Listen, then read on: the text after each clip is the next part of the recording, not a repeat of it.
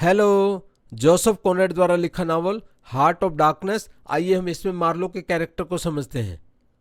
Marlowe जो है reflective भी है, ऑब्जर्वेंट भी, मीन्स ये विचारशील है और जब कभी किसी के कांटेक्ट में आता है तो उनकी हैबिट्स को, उनके वर्क को ये काफ़ी केयरफुली ऑब्जर्व करता है।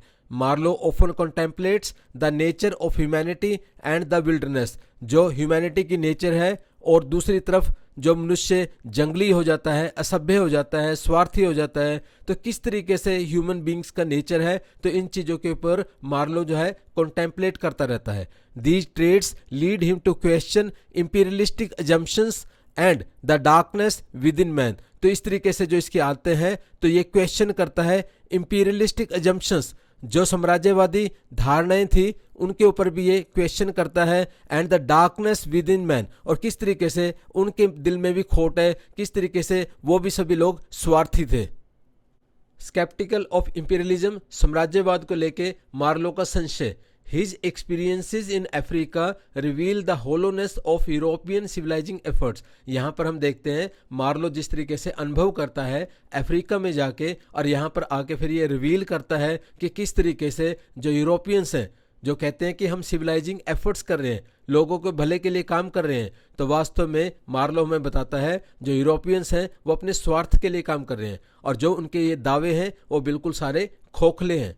This scepticism presents A critic of the colonial attitudes of the time. तो इस तरीके से इस ऐसे के माध्यम से और मार्लो के ऑब्जर्वेशंस के माध्यम से हमें दिखाया गया है किस तरीके से कॉलोनाइजर्स, साम्राज्यवादी जो थे उस वक्त, किस तरीके से लोगों का शोषण कर रहे थे, और ये इसके संशयवाद के कारण ये सारा कुछ संभव हो पाता है।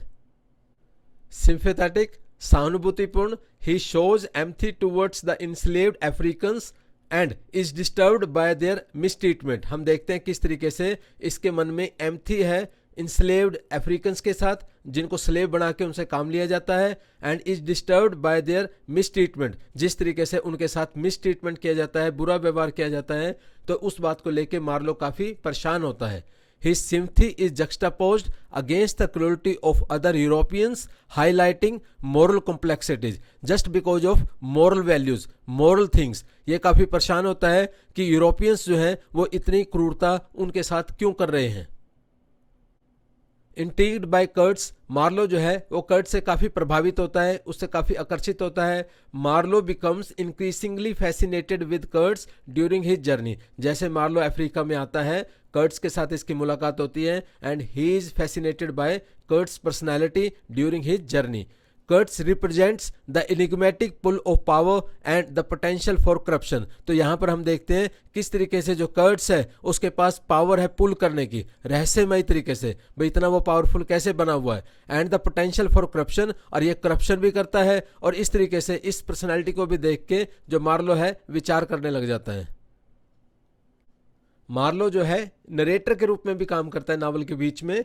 Marlowe narrates the story to his fellow sailors on the Thames. Thames नदी पर बाकी के जो नाविक होते हैं तो उनको ये अपनी स्टोरी, अपने मीन्स एक्सपीरियंसेस शेयर करता है, नरेट करता है।